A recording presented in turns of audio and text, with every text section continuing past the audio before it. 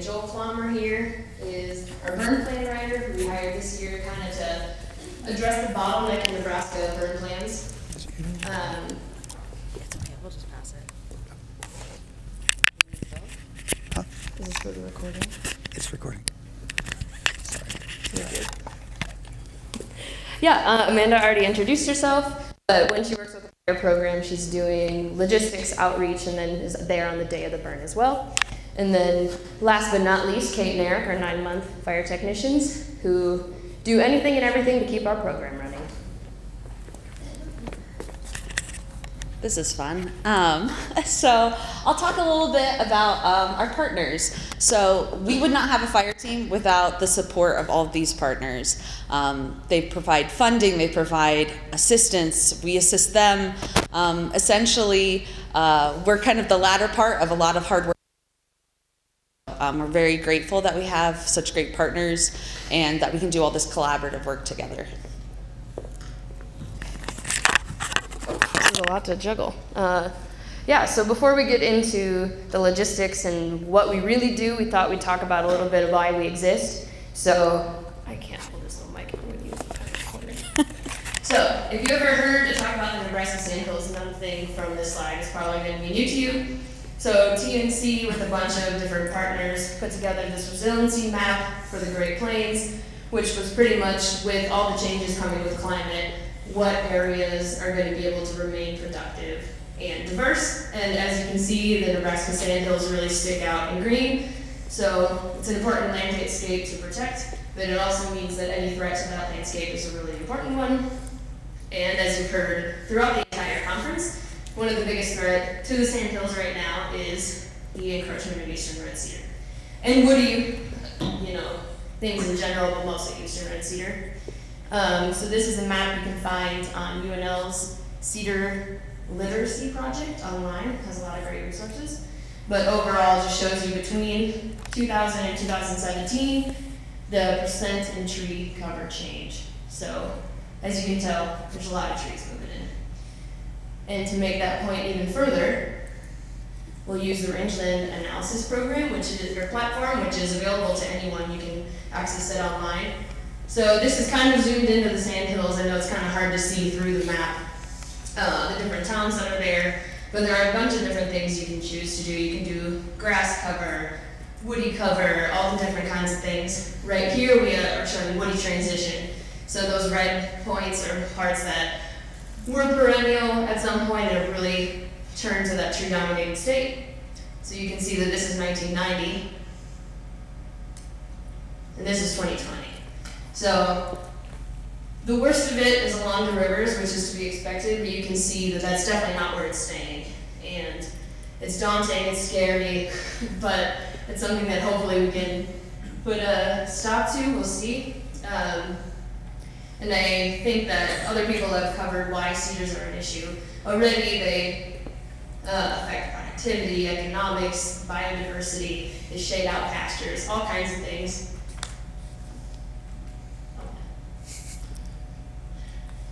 So, if you've ever been up to the Sandhills, if you live there, if you're lucky enough to live there like me and Amanda, you know that this is the landscape that you want to see, right? You want to go on top of a hill, you want to be able to see for 10 miles. You want to know if your neighbor 10 miles away is getting rain. So that's ideally what it would look like, but faster than you really would think. Dramatic pause. Really setting it up, guys. You're quaking with anticipation. What's next? What's coming? It can look like this. Yeah, so before our program existed, our partners in the area were doing amazing work on getting trees cleared mechanically through skid steers, things like that, chainsaws when it's too steep. They're doing amazing work getting all that cleared, but the follow-up 3, 5, 7 years later when all these baby trees are coming back wasn't really happening to the level that it needed to. They needed more technical expertise. They needed just to build capacity in that realm. And that's where our program came from. So they hired Chad, who is a qualified burn boss, to be able to come in and help landowners do the follow-up treatment after mechanical clearing. And so what we do, we work with our partners, and in those collaborations, we work directly with landowners. So we're working specifically with them to help with anything from burn plan writing to prep on a unit to the day of prescribed fire. We also provide training and workshops. So because Chad Blado is a certified burn boss, he's qualified to teach NWCG courses. So those federal courses that are important for some agencies and are required by some agencies. And we also do workshops. So Ashley will go into more detail later, but we do prescribed burn workshops where we'll do a couple hours of instruction and then do live fire exercises with people with one-on-one training. So lots of opportunities to get a lot of different experience on the fire line. We also organize field trips and demonstration burns. So having people come out to the preserve and using that space has been great. We also go to partners and other ranches and private landowners' places to show off some of the good work that's happening in the Sandhills. We also help landowners write burn plans, so we specifically have burn plan writers. Ashley, Chad, and Joel Palmer are writing burn plans, and even our fire technicians are. So there's a lot of good work happening. And then we also identify resources to implement the prescribed fire. A lot of the work we do requires connecting with partners, neighbors, volunteer fire departments to make sure that these landowners are getting enough help to safely do good fire.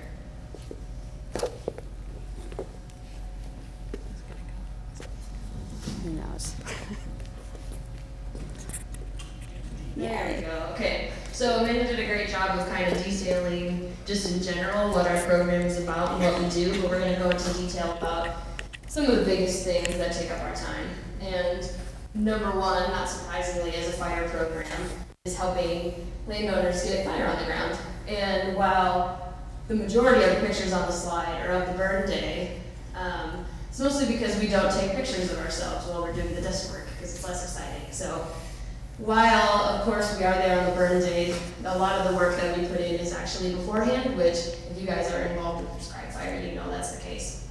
So every landowner that we work with is going to be a different situation, but generally how it works is one of our partners maybe have already worked with them, so they reach out to us to go on a site visit. So we go out with the landowner, sometimes our partner is also there. We go around what they think they're going to burn.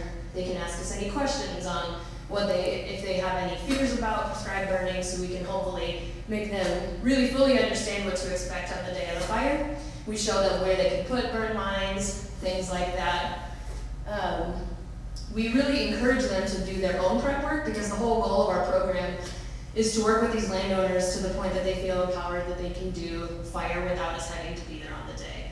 So we really encourage them to do their own prep work like mowing and cutting down trees that are too close to the line, but that doesn't always work. You know, there's absentee landowners, there's people that don't have the right equipment, so when the situation is right, we can take things like this UTV mower out there.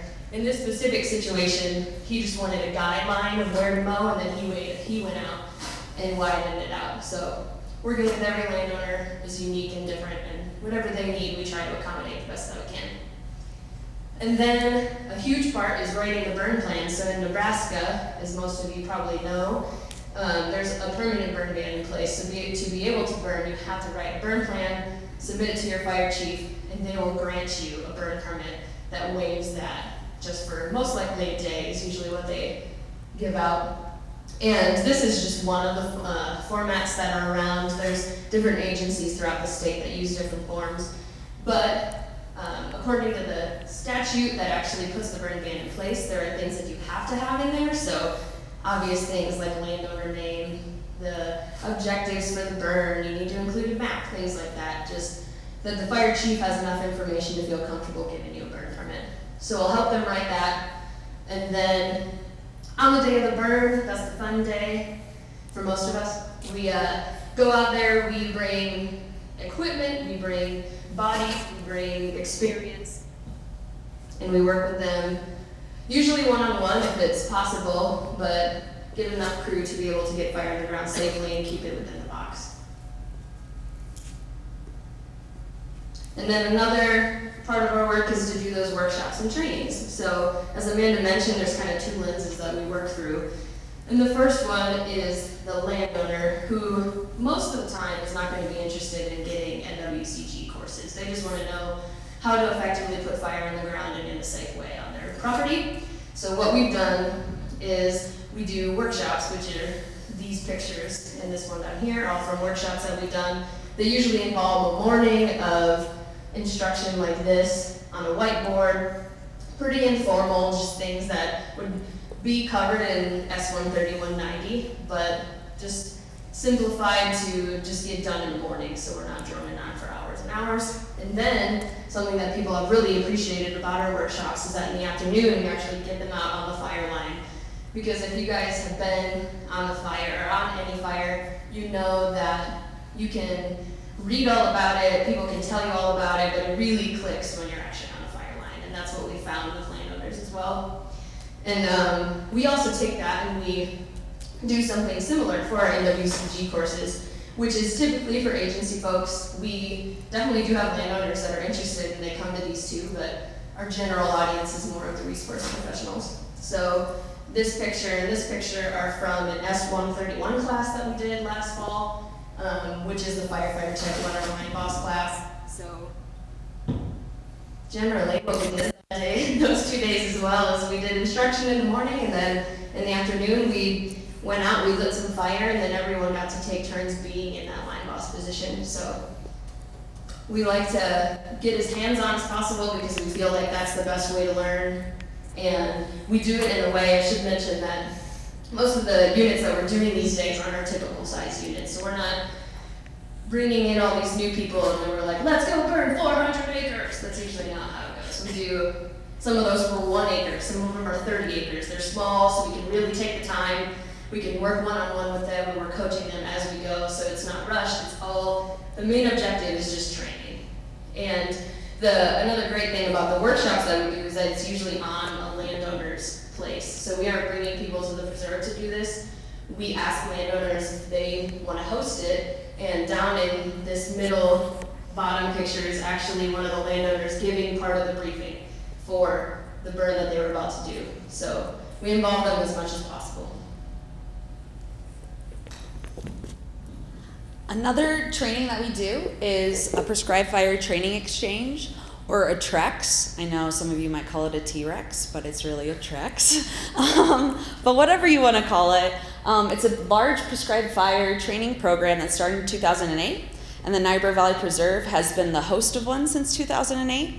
So it's essentially where we host around 40 to 50 individuals, natural resource professionals, college students, landowners, wildland firefighters. It's a whole group of very diverse professionals, students, private landowners that all come together for training. So people who follow federal guidelines, NWCG quals, can have a task book open and accomplish signing off on some of those tasks that they have open. But we also have landowners that have zero prescribed fire experience that are getting to learn from all these other entities that bring just diverse experience. And these TREX programs are held internationally. So sometimes we get international folks to come. We've had a group from Spain. We've had some people enroll from Australia before, and Canada. So actually we might have some of the folks from the Canada group that have been giving some speeches coming this year. So yeah, we're hopefully in a month we're able to have the TREX. We bring in speakers, and it's just a great opportunity to get good fire on the ground and have lots of live fire exercises. So if weather affects us, we do something like is in this back corner, the back picture, the tall one. Yeah. We do black lining. We do a lot of different stuff in order to get people the training that they desire. So it's a great program, and we feel very fortunate to be able to host it. Yeah, another thing that we do, because we're really proud of the work that we're able to do in the fire that we're able to get on the ground, but we also think that it's really important for us to learn from the work that we're doing so that we can be the best stewards going into the future. So The research and monitoring that we're doing is, still in the beginning stages, so it really got started in like 2020, so we're still figuring it out, which is why we only have 7 sites here, and while it's really only focusing on cedar mortality right now, just because that is the major focus of fire in the Sandhills, but we hope as time goes on that we're able to look at different things and different fire effects with our monitoring as well. So overall what we do, or we try to do, is before we visit a site before and after a burn. Before the burn, we go and we walk a transect of cedar trees and classify them into different size ranges. And we also take 5 different quadrats of clippings here so that we can estimate fuel loading. And then we have the fire, we come back, we go on that same transect that we walked, we count how many of those trees are dead, partially dead, or still alive. And we do our best to take pictures of the whole thing too, because while we kind of failed on taking pictures of these ones in the same spot, this is the same transect just on the opposite side of it, so you can kind of relate to how it looked. But eventually the goal is to be able to go to a landowner and say, if you have fuels that look like this, and you have trees of this size, depending on weather, you should be able to kill this big of tree. So that's the goal. We need a lot more data to probably be able to do that with a lot of confidence, but eventually we'll get there. So that we did 7 sites, and our average fuel loading was 2,129 pounds per acre, which is pretty good fuel loading. They say that about 1,500 pounds per acre should be pretty effective on killing cedar trees. And you can see that we were. So usually when we go into a fire, we're talking to landowners, we say, if you have a good amount of fuel, you should be able to kill pretty much all of your cedar trees under 2 feet. And that's what we saw, 97%. And that 3% is probably the ones that sneak in on that really sandy slope that fire just doesn't carry through. And then we say, we feel pretty confident up to 4 feet, and then 4 to 6 feet is kind of that questionable, depends on the day. And we saw that a little bit, went down to about 90% with those under 6 feet. And then once they get bigger than that, it's nice to be able to kill them, but we can't reliably say we're going to be able to kill them with a prescribed fire, which again we saw with that decrease to about 72%.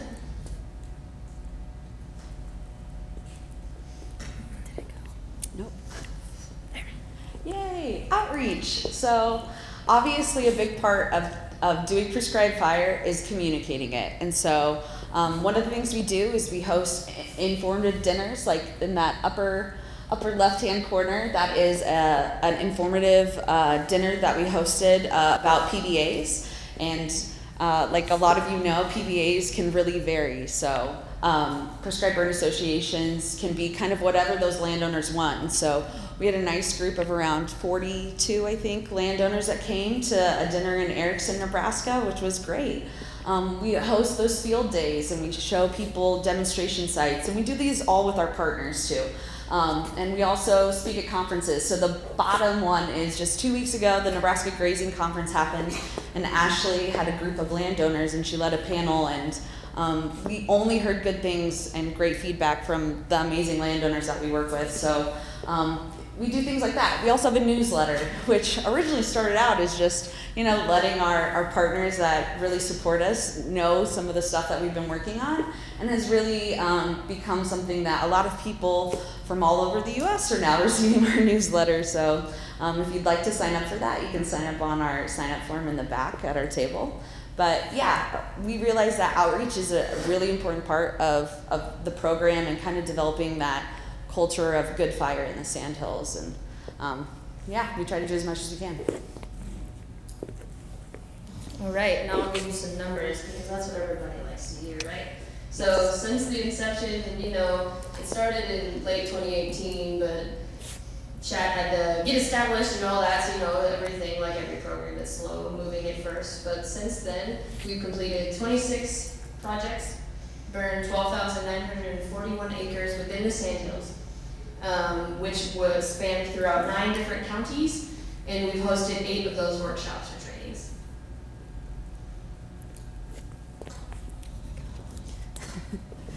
And we just want to conclude with, while our title is addressing eastern red cedar in the Sandhills, we're also burning for things like the sharp-tailed grouse that you can see in this video.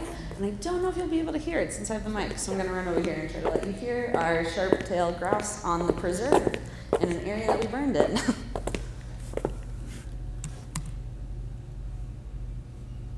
Oh, it's playing. Okay, turn it up.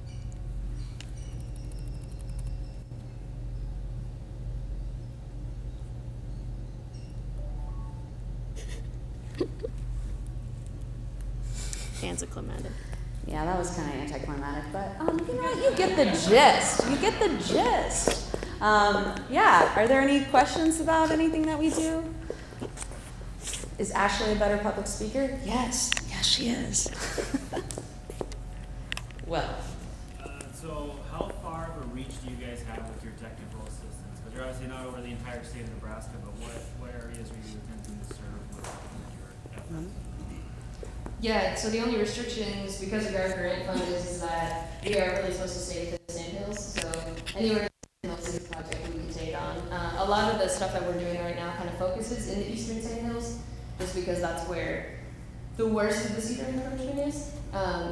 But yeah, we've gone. I think our furthest project west was like very western Cherry County, New Cherry County. But yeah, if you're in the Sandhills, you can call us up. All right, any other questions? Okay. Are you seeing any like management in areas that don't have like established cedar trees, like that proactive management? A little bit. I mean, for the most part, we are playing a lot of catch up for providing technical assistance to landowners. So while there are individuals that are burning and proactively burning for cedar management, there are so many landowners that have to get burning in with some of these agreements and need it for maintenance burns, so burning those cedar trees. So we're still trying to play catch up on that, especially with kind of having a pandemic in the middle of this program kind of starting. Our burn crew is really busy, I think. In 2021, how many burns did you guys do in April? It was like 23 of the 28 days of April they were out on a burn. So, you know, we're still trying to play into that. There's a large capacity in the Sandhills to do more good fire, so. Yeah, and you know we have those like not as common projects that there are cedars within a wetland, but they really want to burn the wetland because they want to reduce the thatch because they can't get into hay, things like that. So those projects do come up, but the majority of them are mostly just based on cedar tree. Yeah. Do you think you have the capacity or the ability to upskill your research and monitoring, maybe by having training and seeing if other folks, like folks in this room, would be willing to do similar analyses, you know, before and after the fires? Are you offering? Because we would take you up on that probably. I personally don't. Yeah, I mean, we would absolutely love that because I didn't mention that we were on that slide, but it's hard to get out there. So a lot of our projects are 2-3 hours away from where we're actually based. So that means we're making that trip before the burn. We're going on a site visit there. Then we're going to count cedar trees. Maybe we're also going to help them prep. Then we're going on the burn, and then we have to make another trip out there to count the dead cedar trees. So yeah, it can definitely be a limiting factor, and the more spots we do it in, the better, because there's been plenty of spots that we go pre and we count these trees and then we don't burn it that year. So the fuel loading no longer applies the next year, or if we burn it in a different season. So the answer is absolutely. If anyone wants to do that, come talk to us. Okay. All right, thanks, ladies. Thank you. Check this in my pocket. All right, next up we'll have Xavier Jamie to talk about cactus. Did I say your name right? All right.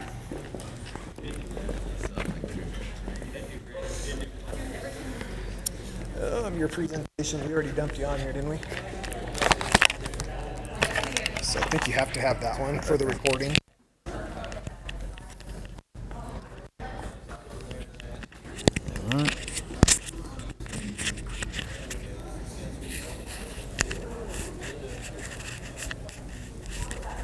Probably the last one, right?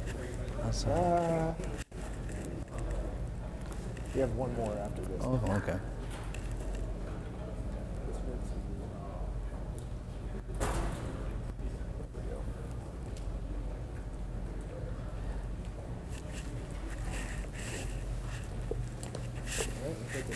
that microphone? Yeah. You mic'd up? Awesome. Yeah. Is it the right way? Oh, yes, that's perfect. Okay. That'll work. There you go. Thank you. Thank you so much. You do have to point it back at this computer. Oh, okay, right. Sorry, better save it. Yeah.